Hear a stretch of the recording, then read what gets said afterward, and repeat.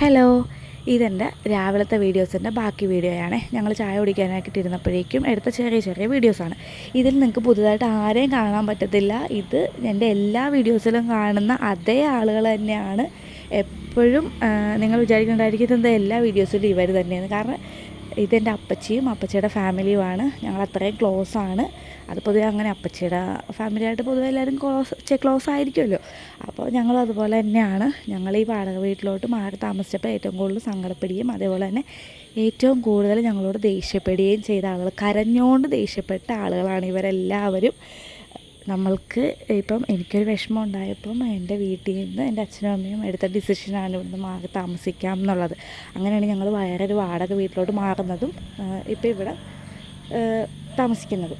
അപ്പം നമുക്ക് ഒരു വിഷമം ഇപ്പോൾ എല്ലാവരും പറയും എന്തെങ്കിലുമൊക്കെ വരട്ടെ, അന്നേരം ആരൊക്കെ കൂടെ ഉണ്ടെന്നറിയാം എന്നൊക്കെയുള്ള ഡയലോഗ് ഞാൻ കേട്ടിട്ടുണ്ട്.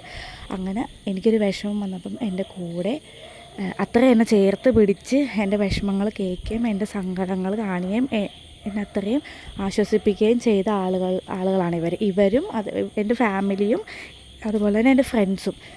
എനിക്ക് അത്രയും സപ്പോർട്ട് ചെയ്ത് എന്നെ കൂടെ നിന്ന ആളുകളാണ് ഇവരെല്ലാവരും.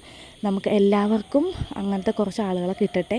കാരണം നമ്മുടെ വിഷമങ്ങൾ കേൾക്കാൻ, നമുക്ക് ഒരു ബുദ്ധിമുട്ടുകൾ വരുമ്പം, സങ്കടങ്ങളാണെങ്കിലും സന്തോഷങ്ങളാണെങ്കിലും ഒരു ബുദ്ധിമുട്ടുകൾ വരുമ്പം കേൾക്കാൻ കുറച്ച് ആളുകളുള്ളതാണ് ലൈഫിൽ ഏറ്റവും വലിയ അനുഗ്രഹം.